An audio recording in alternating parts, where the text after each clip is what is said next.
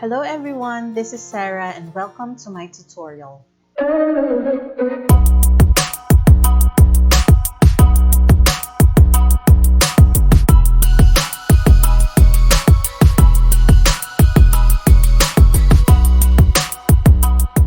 Hello, so you've probably seen in my previous videos that I have been making digital illustration using PowerPoint, and today I'm gonna show you my creative process, and by showing you this, I hope to encourage you or inspire you na gumawa rin ng sarili ninyong digital illustration using PowerPoint, and to prove to you or to show you na there is an alternative to the more popular or more commonly used digital illustration software like Illustrator and Procreate. So, ang gagawin natin ngayon is a simple flat illustration of a wildflower, and usually, ang una kong ginagawa ay open Google and doon ako naghahanap ng aking reference photo. So ngayon, since may favorite kasi akong wildflower na marami sa probinsya namin, pero hindi ko alam yung pangalan mo, so sinesearch ko lang. So I click wildflower purple Philippines. Hanapin lang natin siya, and pag nahanap na natin ay just click copy and then paste it sa PowerPoint. Pagkatapos ko makahanap ng reference photo, I will also look for a color palette na close or kapareho nung mga colors na nandoon sa reference photo ko. Kung hindi nyo na kailangan, kung alam nyo na yung color theory at kamay nyo na yung pagpipili ng mga colors, you don't have to do this. Pero para doon sa mga magsisimula pa lang na maggawa ng digital illustration, malaking tulong ang pagkuha ng color palette para lang mas organized or mas clean yung colors na gagamitin natin. So, you can just choose yung mga color palette na readily available sa internet. I-click mo lang, like for this illustration na gagawin natin ngayon, pwede mong i-search pink and green color palette, and marami nang lalabas dyan. And then just choose one, and yun ang pwede natin gamitin. Ready na yung ating reference photo, ready na rin yung ating color palette, so pwede na tayo mag-start. Ang aking ginagawa ay paggamit noong insert shape function, and the trick is to always use the shape that is closest doon sa shape ng reference photo natin. So, for this instance, flower buds yung gagawin natin. So, naturally, ang pipiliin natin ay yung oval shape. And, ayan, lagay lang natin dyan, and then click shape outline, click no outline, and let's change the color of the oval to pink. Pwede na siguro itong pink. Ito yung old rose. Yan, para mas maganda siya.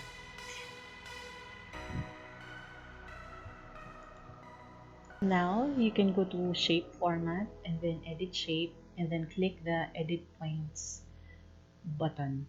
Alternatively, you can just right click sa inyong mouse and then makikita nyo na doon yung edit points.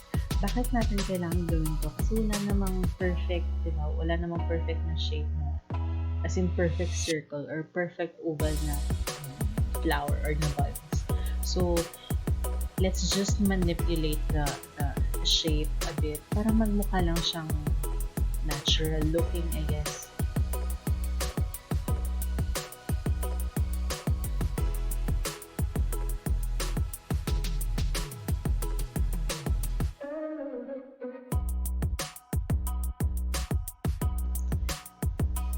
So, pwede din natin siyang patangkarin or papayatin, paliitin, kasi di ba hindi naman lahat ng flowers pare-pareho yung size. So, para dito sa gagawin natin, we'll have malaki, and then meron ding medium size, and then meron ding maliliit na buds. Let's do 5 buds. Ayan.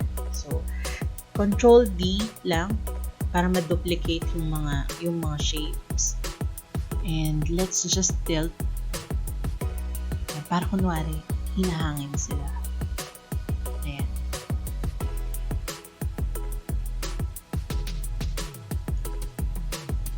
Para naman doon sa stalks, I usually use the curve line function kesa dun sa straight line. I find it easier na i-manipulate yung curve line. So, papalitan lang natin ng weight to 4 and then click the color to change the color to green and right click para ma-edit natin, ma-manipulate natin yung line kasi 'di ba wala namang plans na puro straight yung stalks na. So medyo i-bend natin para magmukha siyang nagsusway or hinahangin. And then i-tilt lang natin kaunti din yung bud para lang sumunod siya dun sa curve ng stalks. And then gagawa tayo ng kanyang connector, ng receptacle ng bud. So, kuha lang ulit tayo ng oval shape and then change the color to green and no outline. Tapos, i-tilt lang natin yung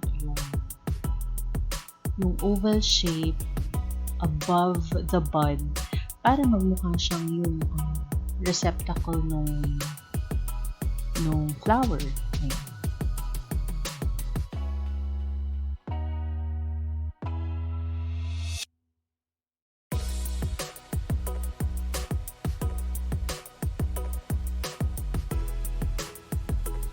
And then we'll just repeat the process for the other 4 buds hanggang sa ma-complete natin yung 5 flowers. Now we have our buds and stalks. So para hindi siya masira yung shape niya kahit galawin nyo, just select all shapes and then click group. Ayan. Para kahit galaw-galaw nyo siya, Ayan, para kahit igalaw-galaw nyo siya, hindi masisira yung position ng mga shapes. Ayan.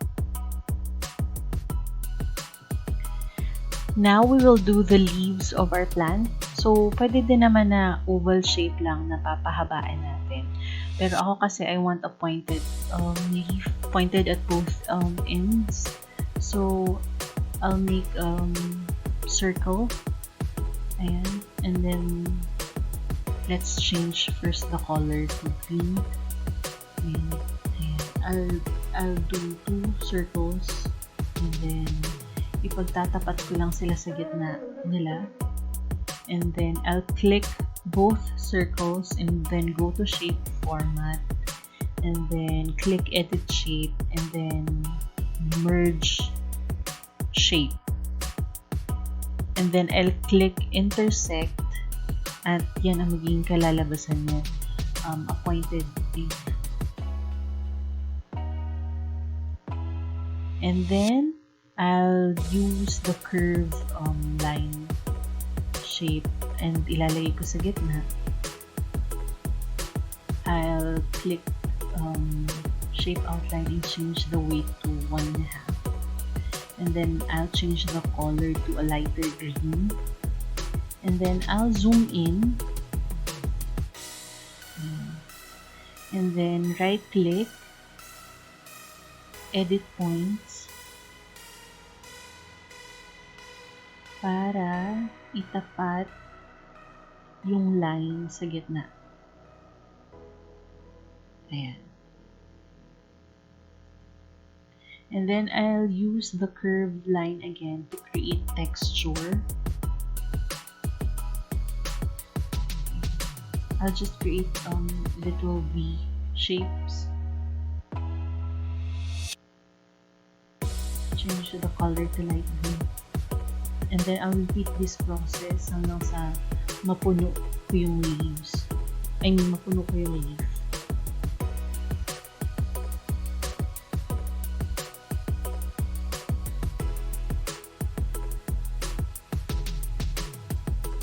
And then I click, I select all shapes and then click group. para hindi siya magagalaw or hindi magbabago yung shape na kahit galawin nyo. And then I click Control D para pwede nyo i-duplicate and then change the size of the leaf. Ayan. And ayan, let's resize and then tilt. And then we can attach the leaf to the stalks. Kahit saan pwede nyo ilagay. Kayo nang bahala kung saan nyo gusto ilagay. Control D lang para makopya yung mga dahon. Ayan. So, ang trick ay pag malapit sa flower, mas maliit yung dahon. And you can also change the size and the shape kung gusto nyo medyo mataba or medyo mapayat yung dahon. You can do that as well.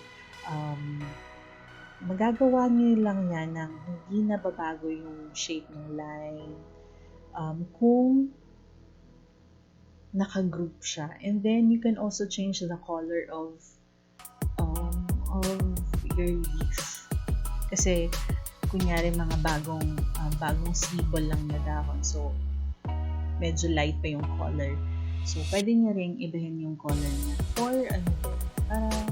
for variation din. Ayan. Kayo nang bahala kung saan nyo gustong ilagay yung mga dahon.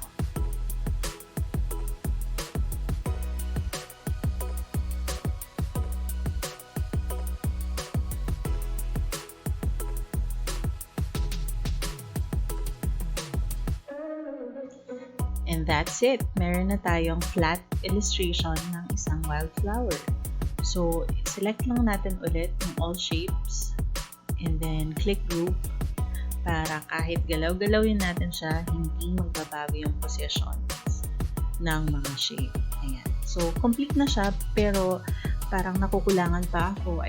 Parang gusto kong lagyan ng shadow yung mga flower buds para lang magkaroon siya ng counting dimension ba.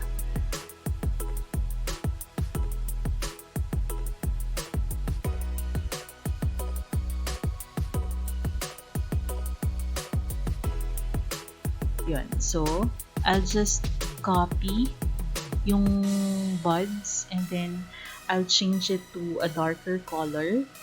Ayan. And then change the transparency to 40, maybe 50. Ayan. And then, kunyari ang light source ay manggagaling sa right, upper right. So, imagine natin na yung light source galing sa upper right. And gawa lang tayo ng circle ulit. And then, we'll click first the purple, yung buds, tsaka yung circle na blue. And then, let's click merge shape and then subtract. Ayan. So, parang may shadow siya doon sa baba ng buds. And then, we'll repeat the same process para doon sa other 4 buds.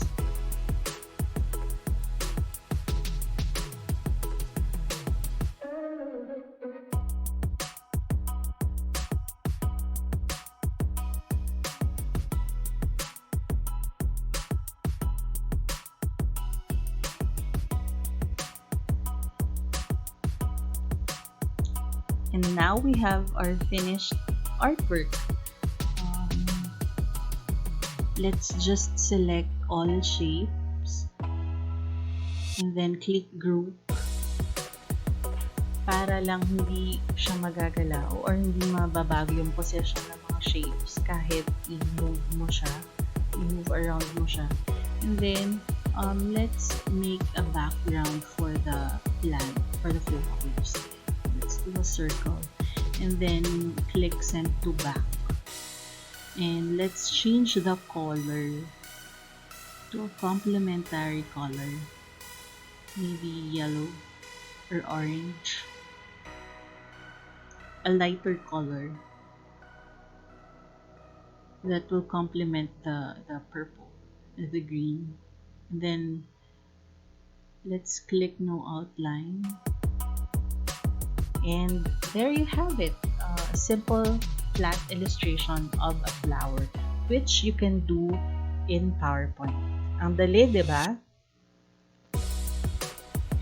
Ayan, so I encourage you to do this as well. And kapag nagawa na ninyo, maybe you can post on Twitter or Instagram and tag me. My handle is @Renegade Lover, double R sa dulo. Para makita ko rin kung paano ninyo ginawa. And so that's it for my tutorial today. I hope to see you again next week. I plan to post tutorials every Thursday, so please check that next week and sabay tayong matuto. Bye!